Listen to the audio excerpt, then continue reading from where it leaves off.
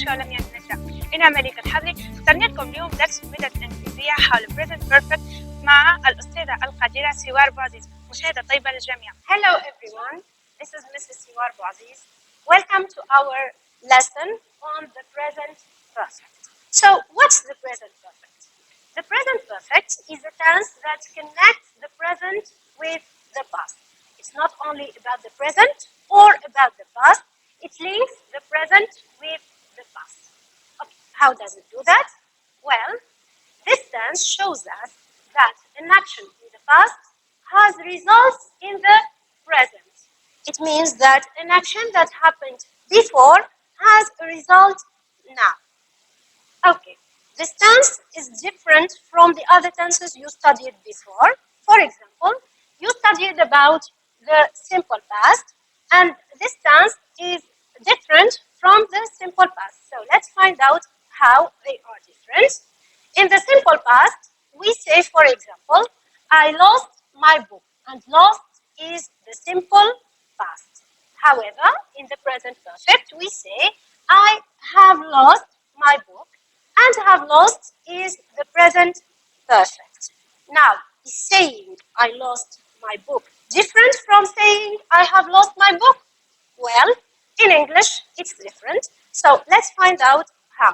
So when we say I lost my book, it means that I lost it in the past. And maybe it's not true anymore. But when we say I have lost my book, it means that I lost it in the past and it's still true in the present. So I lost it maybe on Monday or Tuesday. I don't know exactly. It doesn't matter because what matters is the result. And the result is that I don't have my book with me now. Okay, so let's conclude. This tense, the present perfect, takes an action in the past, brings it to the present, and make it true now. Okay, now how do we form this tense? How do we form the present perfect? Let's look at the example here. So it's easy. So here, as you can see, we have the different subjects: I, you, we, they, he, she, and it. So we take a subject, then we take the verb to have. Of course, we will use have with I, you, we, and they, and has with he, she, and it. Then we take a verb, whether it's regular or irregular, and then we use the past participle of this verb. So this is just a quick overview. We will explain that later. Now we will learn exactly when to use the present perfect. So we use the present perfect in different situations, and here are some examples. So let's look at the first sentence. So we can say, I have seen the movie. So the verb is have seen. This is the present perfect. I have seen that movie. It means I saw it in the past and it's still true now, and this is the past true.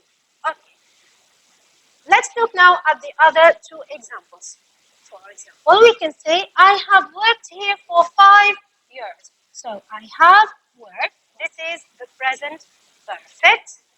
So I started working here 5 years ago and I still work here now. In the second example, I have lived here since 2012. So this is the present perfect, have lived. So I started living here in 2012 and I still live here now. So in these two examples, the action is not finished. So we talk about the unfinished past. Okay, so it's something that started in the past and that is still happening now. For the last example, we can say, I have just eaten lunch. So have eaten, this is the present perfect. We use the word just to emphasize that something is recent. So it's a recent action that has a result in the present. For example, when someone asks us or say, do you want to have lunch with me or would you like to have lunch with me? So you say, oh, sorry, I have just eaten lunch. So the result is I can't have lunch again with you because the result is still in the present. It's still true in the present. Another way to understand when to learn the present perfect is to look at some words or expressions that we use with the present perfect. So as you can see here, I divided the board into finished actions and unfinished actions. So let's start with the finished action. We can say, I have already read the book. Okay, so the present perfect have read, and the word is already. So it means that it happened in the past. I already did it, and it continues, or it's still true in the present. So I still know a lot about the book. Okay, we can also say our team has just won the game. So the present perfect has won. The word is just. We use just to talk about a recent action that still have a result in the present that is still true in the present. Now, for the other examples, we will talk about unfinished actions. So, we will start with the first two examples. Here, we can say she has worked here since January. So, has worked, and the word is since. Okay? The same, she has worked here for 3 months. So, the same verb, the same present perfect, has worked, but here the expression is a for. So in the two examples, you are talking about something that started in the past and that's still continuing in the present. So when we say she has worked here since January, she started working here in January and she's still working. And when we say she has worked here for 3 months, it means she started working 3 months ago and she is still working now. But what's the difference between these two words? Why here we use since and in the second example we use for?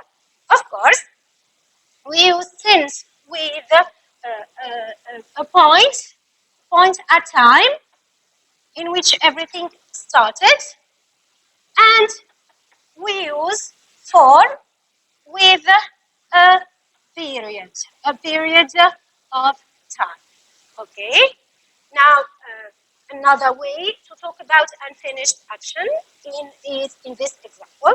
So, for example, we can say the flight hasn't arrived yet. The verb is hasn't arrived, and the word we use with the present perfect is yet. This action is unfinished because yet means that it's still continuing, it's still happening in the present. In the other example here, the next example, have you ever been to Italy? So this is a question. This is a kind of question that we ask a lot of times. So the verb is have been, and the word we use the present perfect with is ever. So when we say have you ever been to Italy, it means all your life, including your past life when you were a child until now, until the present. So it means all your life, past and present. Okay? Here we say she has never eaten sushi. So this is a kind of a flip of this question of have you ever. So when we say she has never eaten, this is the negative version. So the verb is has eaten and the word is never. So we say she has never eaten sushi, the same. She has never in all her life. Not when she was a child and not now in the present. Okay, now I hope it's clear. We know the different situations in which we can use the present perfect. Now let's look at how we form the present perfect tense. So we will start with regular verbs. So what's a regular verb? A regular verb is when we put it in the simple past, we add ed, so it's simple, we just add ed to get the past. Okay, so the structure is the following. So we use a subject plus have or has plus the past participle, which I said we can get it by adding the ed form. For example, here we choose the verb to work. To work is a regular verb, so in the past it becomes worked. Okay, so here we've got the different subjects, I, you, we, they, and he, she, it. So with the I, you, we, and they, we use have plus the past participle worked. So as you can see here, we just added the ed. So we say, I have worked. You have worked. We have worked. They have worked. But when we use the subjects, he, she, and it, the have changes into has. So he has worked. She has worked. It has worked. Now let's put these verbs in the negative form. So in the negative form, of course, we add not. So I have not or haven't worked. The same structure. You have not worked. We have not worked. They have not worked. I said we can use the short form or the contraction haven't. So we say I haven't worked.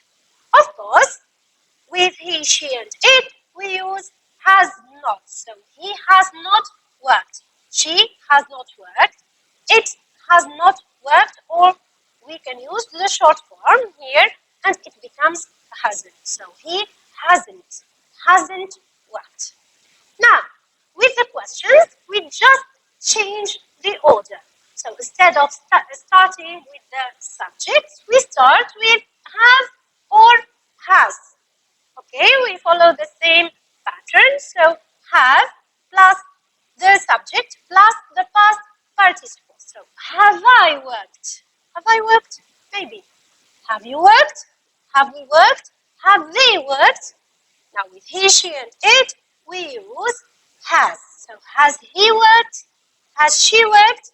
Has it worked? And don't forget the question mark because it's a question. Okay. Now, if we want to add a WH word or a question word like who, where, why, we can add it here. So before the structure. So, for example, we can say, who have I worked with? Or, where has she worked? Where has she worked? So we just add it before the verb to have, and we don't change the structure. I hope it's clear. Now, you can follow the same structure with all the other regular verbs. For example, we can choose another regular verb, like, for example, verb to call. It's a regular verb. So in the past, we add ed, and it becomes a called. So you follow the same. We say, I have called. He has called. Okay, the same in the negative form. You haven't called. She hasn't called. With questions too. So, have you called? Has he called? Okay, so just you can use any verb, but as long as it is a regular verb, you add ed to the past participle. Now, with irregular verbs, it's almost the same. So you follow the same structure. The structure is the same. We have a subject, have or has, plus the past participle. So what is different here is the past participle, because with irregular verbs, the past participle can change, so completely change, or change a little bit, or it stays as it is. It doesn't change at all. That's why it's regular. Of course, you have to learn irregular verbs by heart. So you can look for a list, the list of different forms. So in the list you will find the base form, the simple past form, and the third form, which is the past participle for irregular verbs. Okay, so as I said, we have to follow the same structure. Okay, so in the affirmative form, you have the subject, the same pronouns, subject pronouns, I, you, we, they, and he, she, and it.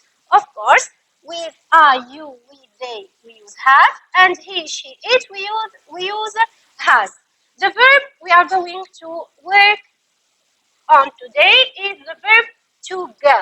So to go, verb to go is an irregular verb. So in the present, we say I go every day. For example, I go to school every day. In the past, we say I went. So I went to school yesterday. And with the past participle, we use gone. So this is the past participle. So I follow the same structure. I have gone. You have gone. We have gone. They have gone.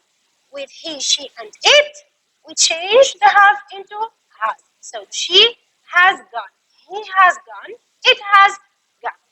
Now, to put it in the negative form, we add not. So, I have not gone, or I haven't gone. You have not gone, or haven't gone. We haven't gone. They haven't gone. With he, she, and it, he hasn't gone. She hasn't gone. It hasn't gone. Now, as usual, to get a question, so we need to change the order. So we start with the verb to have, and we don't forget the question mark because it's in the interrogative form. So the same, have or has, plus the subject, plus the past participle. So, have I gone? Have you gone? Have we gone? Have they gone? Has he gone? Has she gone? Has it gone? Okay, so as you can see, it's similar to the form of the regular verb. So, whenever you've got an irregular verb, you have just to follow the structure. Just pay attention to the past participle because, as I said, the past participle of irregular verbs is different from one verb to another. So, for example, here we dealt with the verb to go. So here we changed go into gone. So it changes a little bit. Okay. In other examples, the verb changed completely. Okay. Or it changes a little bit, like for example, verb to meet. So I met, past participle met. Okay. But in other examples, for example, like the verb to put. So here we have another verb, to put. Okay. This is an irregular verb because it doesn't change in the past. So today I put this here. Today I put this here yesterday, and I have put. We say I have put. She has put. So as you can see, it doesn't change. Okay, the negative form. I haven't put. He hasn't put. The same in the interrogative form. So have you put this here? Has she put it here? Okay, so just follow the same structure. I hope it's clear, and I hope now you can put a verb in the present perfect in an easy way. Thank you so much. ان شاء الله تكون عجبتكم حلقه اليوم، ان شاء الله تكون حصلت الافاده. ما تنساش باش تعملوا جيم وابوني على شين يوتيوب بتاعنا بوستين تي في. نتلاقاو الجمعه الجايه.